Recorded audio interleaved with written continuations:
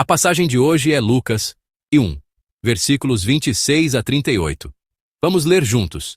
E, no sexto mês, foi o anjo Gabriel enviado por Deus a uma cidade da Galiléia, chamada Nazaré, a uma virgem desposada com um varão, cujo nome era José, da casa de Davi, e o nome da virgem era Maria. E entrando o anjo onde ela estava, disse: Salve, agraciada, o Senhor é contigo, bendita és tu entre as mulheres. E vendo-o ela, turbou-se muito com aquelas palavras, e considerava que saudação seria esta. Disse-lhe, então, o anjo: Maria, não temas, porque achaste graça diante de Deus, e eis que em teu ventre conceberás, e darás à luz um filho, e por-lhe-ás o nome de Jesus. Este será grande, e será chamado Filho do Altíssimo. E o Senhor Deus lhe dará o trono de Davi, seu pai, e reinará eternamente na casa de Jacó, e o seu reino não terá fim. E disse Maria ao anjo: Como se fará isso, visto que não conheço o varão?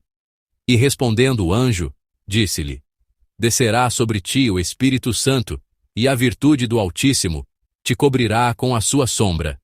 Pelo que também o santo, que de ti há de nascer, será chamado Filho de Deus. E eis que também Isabel, tua prima, concebeu um filho em sua velhice. E é este o sexto mês para aquela que era chamada estéril, porque para Deus nada é impossível. Disse então Maria: Eis aqui a serva do Senhor, cumpra-se em mim segundo a tua palavra. E o anjo ausentou-se dela. Amém. A partir de hoje, durante esta semana, meditaremos na história do nascimento de Jesus, em antecipação ao Natal. Oro em nome do Senhor para que, através desta meditação, vocês possam desfrutar plenamente da alegria do Natal que encontramos no final do Advento. A passagem que lemos hoje é o texto da Anunciação a Maria, que nos diz que a obra de Deus para realizar a salvação através de Jesus Cristo começou com sua graça e poder totais. O nascimento de Jesus, o Salvador de todo o mundo, não foi algo que aconteceu facilmente. Não foi a realização de algo possível, mas um evento maravilhoso, em que o impossível se tornou possível. A passagem de hoje mostra com muita precisão que o próprio nascimento de Jesus foi realizado pelo Espírito Santo, pela promessa e pelo mandamento de Deus. O anjo Gabriel anuncia à Virgem Maria que ela daria à luz um filho. No entanto, Maria levanta uma questão prática. No versículo 34, Maria diz: Como se fará isso, visto que não conheço o varão? Maria tinha um noivo, mas como era uma virgem que não havia se deitado com ele, a gravidez era naturalmente impossível. Como uma criança poderia ser concebida e nascer em tal situação? O propósito de descrever esta situação é mostrar que a vontade de Deus estava se desdobrando em uma situação impossível, inviável e incompreensível para o senso comum humano. No entanto, ao olharmos para a passagem, vemos que Maria concebeu um filho pelo Espírito Santo e deu à luz a Jesus. Mais importante do que a verdade literal de uma virgem dar à luz um filho é o fato de que o impossível se tornou possível. Deus não diz que a salvação humana pode ser alcançada pelos próprios seres humanos. Ele nos diz que a salvação humana vem de Deus.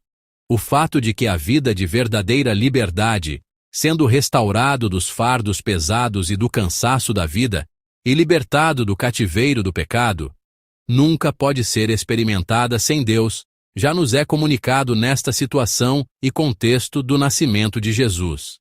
Ficou claramente revelado que a iniciativa da salvação pertence somente a Deus. E o que é verdadeiramente surpreendente na passagem de hoje é que, para a nossa salvação, não foi o ser humano que se esforçou, mas foi Deus quem veio primeiro para nos salvar. Devemos observar e meditar neste ponto com atenção. Deus envia um anjo para proclamar a paz e dar uma promessa. Nosso Senhor é aquele que vem até nós, que estamos sentados na sombra da morte, e estende a mão primeiro. Maria fica perturbada com a visita de Gabriel. O significado dessa surpresa é que não havia razão para que o anjo enviado por Deus viesse até ela. significa que não havia motivo para que ele a encontrasse proclamando a paz.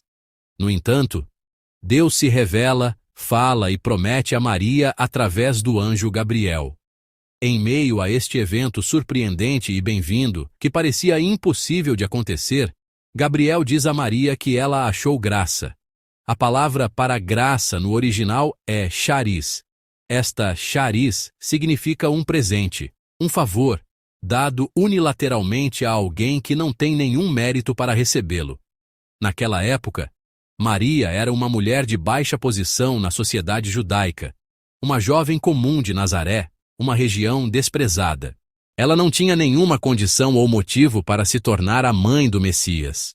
A Bíblia também não testemunha suficientemente sobre quão fiel Maria era em sua vida antes de encontrar Gabriel. O que a Bíblia quer dizer é que Deus decidiu amá-la e decidiu trabalhar através dela. O impossível se tornou possível. Ele vem primeiro a quem não tem mérito, a quem não preenche nenhuma condição. Este foi o mover de Deus que ocorreu antes de Jesus nascer na terra. E esta é a mensagem que Deus deseja nos transmitir. Isso mesmo, a graça de Deus não depende de circunstâncias ou condições. A graça não aumenta simplesmente porque eu fiz algo com afinco. Isso não significa que ele não valorize o esforço sincero. No entanto, a graça de Deus não funciona dessa maneira. Se Deus simplesmente decide amar, se decide restaurar, se decide curar aquele corpo, assim acontece. Porque toda a soberania pertence a Deus. O fato de Jesus ter nascido na terra, o fato de os seres humanos terem sido salvos, toda essa soberania pertence a Deus. A passagem de hoje nos diz isso com ainda mais clareza. Muitas vezes pensamos: algo tão bom não pode acontecer comigo. Eu não sou esse tipo de pessoa. Mas nosso Senhor não pensa assim. Nosso Deus é aquele que pensa mais em mim do que eu penso em mim mesmo, que me ama mais do que eu me amo, e que acredita em mim mais do que eu acredito em mim mesmo. Não há problema se você não consegue entender tudo. Pelo contrário, chego a pensar que, para ser graça, talvez não deva ser compreensível. O poeta Park No-Hai, em seu poema Deus é o Deus das coisas pequenas, descreve os lugares humildes onde a graça de Deus habita. Fui indiferente até mesmo às virtudes e à grandeza das coisas gigantescas, porque Deus é o Deus das coisas pequenas. Deus não escolheu o imperador romano César ou as elites religiosas de Jerusalém, que se consideravam grandes, mas escolheu Maria, que se considerava pequena. A história de Deus se realizou porque Deus assim decidiu. Oro em nome do Senhor para que este maravilhoso evento de graça transborde para mim e para vocês, que estamos vivendo o advento e nos preparando para o Natal. Por fim, gostaria de meditar em mais uma coisa. Diante da escolha e da graça totais de Deus, devemos observar atentamente a resposta de Maria. No processo em que a graça de Deus, que torna o impossível possível, e vem ao encontro dos que não têm mérito, se cumpre plenamente, como Maria reage. Quando Gabriel lhe diz que ela dará à luz um filho, e a surpresa e hesitação de Maria, explica como a maravilhosa obra de Deus se desdobrará, como Maria reage. É o último versículo da passagem de hoje, o 38. Eis aqui a serva do Senhor. Cumpra-se em mim segundo a tua palavra. Amém. Maria está entregando tudo à vontade de Deus, que veio primeiro e prometeu. Nossa salvação também continua por meio dessa mesma obediência humilde, dedicação e confissão de fé. O caminho do discipulado, de seguir a Jesus Cristo, exige que priorizemos a palavra de Deus, o chamado diante dessa palavra e a dedicação total a esse chamado, acima do conforto do mundo, dos relacionamentos familiares ou dos bens pessoais. Nossa salvação já começou pela graça e poder de Deus, mas, como Maria, devemos caminhar com uma resposta humilde, reconhecendo Jesus Cristo, o Salvador, como o Senhor de nossas vidas e comprometendo-nos a viver de acordo com sua palavra. Esta é a vida daquele que recebeu a graça.